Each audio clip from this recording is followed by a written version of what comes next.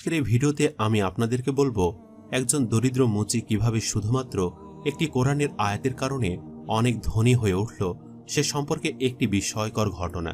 তাই অবশ্যই ভিডিওটি শেষ পর্যন্ত দেখার অনুরোধ রইল। বন্ধুরা, বহুকাল আগে এক গ্রামে একজন দরিদ্র মুচি বসবাস করত। কিন্তু দরিদ্র হওয়ার পরই সে সর্বদা আল্লাহর ইবাদতে মগ্ন থাকত, 5 ওয়াক্ত সালাত আদায় করত এবং পশু পাখিকে সে খুবই ভালোবাসত। সে মুচির জুতা মেরামত করার কাজ করত এবং যখনই সে মুচির কাজে যেত সকালে সে নিজের সাথে করে দুপুরে খাওয়ার জন্য বেশ কিছু রুটি নিয়ে যেত এবং যখনই দুপুরের খাবার সময় হতো সে কাজ রেখে সালাত আদায় করত এবং সালাত সম্পন্ন হয়ে গেলে সে নিজের খাবার খেত এবং অবশিষ্ট একটি রুটি সেখানে আসা পাখিদেরকে সে খাওয়াতো। সে পাখিদেরকে খুবই ভালোবাসত। এভাবে করে তার প্রতিটি দিন যেত। যদিও সে দরিদ্র ছিল, কিন্তু সে আল্লাহকে অনেক ভয় করত। এর পাশাপাশি সে আল্লাহকে খুবই ভালোবাসত। তাই সে সবসময় নামাজের সময় হলে কাজ রেখে আগে সালাত আদায় করত এবং আল্লাহর কাছে তার অবস্থার জন্য শুকরিয়া আদায় করত। একদিন একজন বড় আলেম সে মুচির কাছে আসলো তার জুতা মেরামত করার জন্য। তখন দূর থেকে ওই আলেম ব্যক্তিটি দেখল যে সে মুচি নামাজের সময় তার কাজ যেখানে নামাজ আদায় করছে। এরপর দুপুরের খাওয়ার সময় হলে তার খাওয়ার রুটি থেকে নিজে কিছু রুটি খাচ্ছে এবং বাকি অবশিষ্ট রুটি সে পাখিদেরকে খাওয়াচ্ছে এবং মোনাজাত করে আল্লাহর শুকরিয়া আদায় করছে। এমন দৃশ্য দেখে আলেম খুবই খুশি হলো এবং তার কাছে গেল এবং গিয়ে বলল, আমি তোমার কাণ্ড কারখানা এতক্ষণ দেখলাম। সত্যি এত অল্প উপার্জনে তুমি সন্তুষ্ট এবং আল্লাহর শুকরিয়া আদায় করছো, এটা সত্যি মুগ্ধকর। তখন সে মুচি বলল যে, না না, অল্প কোথায়, আল্লাহ তাআলা আমাকে যা দিয়েছেন তাতে আমি খুশি। আর আমাকে তো আল্লাহ তাআলা সব থেকে দামি জিনিসটাই দিয়েছেন, সেটা হলো সুস্বাস্থ্য, যেটার জন্য আমি সর্বদা আল্লাহর শুকরিয়া আদায় করি। মুচির এমন কথা শুনে সে আলেম খুবই খুশি হলো এবং কোরআন থেকে একটি আয়াত পাঠ করতে লাগলো। সে মুচির উদ্দেশ্যে বলতে লাগলো, আল্লাহ তাআলা হলেন সর্বোত্তম, তিনি যাকে ইচ্ছা সম্মান দান করেন এবং যাকে ইচ্ছা তার কাছ থেকে সম্মান কেড়ে নেন।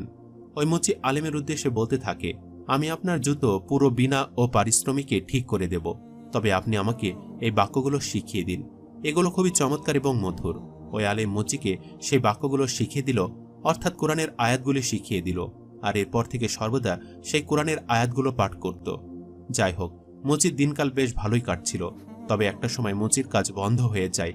মুচির কাছে কোনো মানুষই আর জুতা মেরামত করতে আসে না। এতে করে মুচি অর্থোপার্জন করতে পারে না।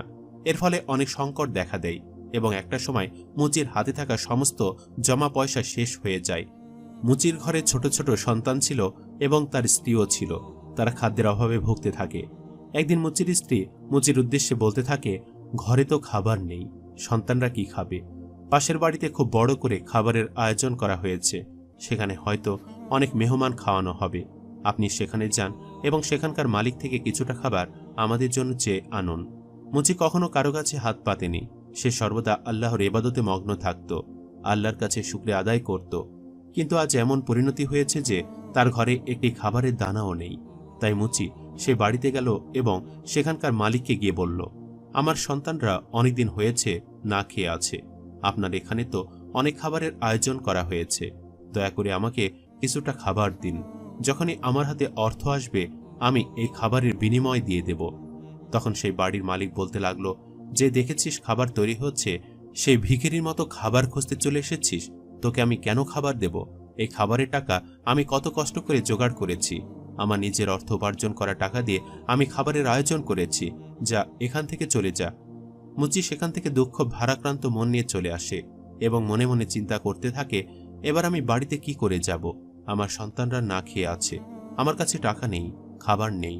যাই হোক, মুচি কাঁদতে কাঁদতে একটি মসজিদে আসে এবং সেখানে সালাত আদায় করে 2 হাত তুলে মোনাজাত তুলে আল্লাহর কাছে বলতে থাকে, হে আল্লাহ, তুমি আমাকে এই পেরেশানি থেকে রক্ষা করো, কারণ তুমি এই সম্মান দেওয়ার মালিক এবং তুমি মানুষের কাছ থেকে সম্মান কেড়ে নেওয়ারও মালিক। ওই মসজিদে একজন নামাজ আদায় করছিল। সেই ভিনদেশি ব্যবসার উদ্দেশ্যে বলতে লাগলো, দেখুন ভাই, আমি এখানে এবং আমার বন্ধুরা বাণিজ্য করতে এসেছি, কিন্তু আমার বন্ধুরা বাণিজ্য করে এখান থেকে চলে গেছে। এখন আমার বাণিজ্যে সাহায্য করার জন্য একজন লোক প্রয়োজন। আপনিও কাজ খুঁজছেন আর আমারও একজন কাজের লোক প্রয়োজন, আপনি কি কাজ করবেন? তখন মুচি আল্লাহর কাছে শুকরিয়া আদায় করল এবং সেই লোকটিকে বলে, হ্যাঁ, আমি অবশ্যই আপনার সাথে কাজ করব। এরপর থেকে মুচি ওই লোকটির সাথে বাণিজ্য করা শুরু করে এবং ধীরে ধীরে ওই লোকটির বিশ্বাস অর্জন করতে শুরু করে।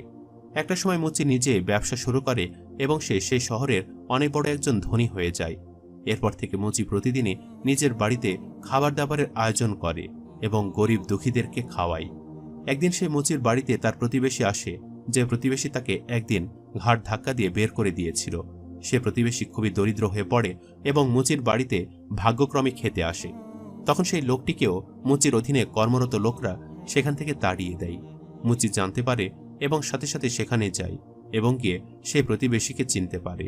তখন সেই প্রতিবেশী মুচির উদ্দেশ্যে বলতে থাকে, ভাই, তুমি সেদিন ঠিকই বলেছিলে, আল্লাহ যাকে ইচ্ছা সম্মান দান করেন আর যার কাছ থেকে ইচ্ছা সম্মান কেড়ে নেন।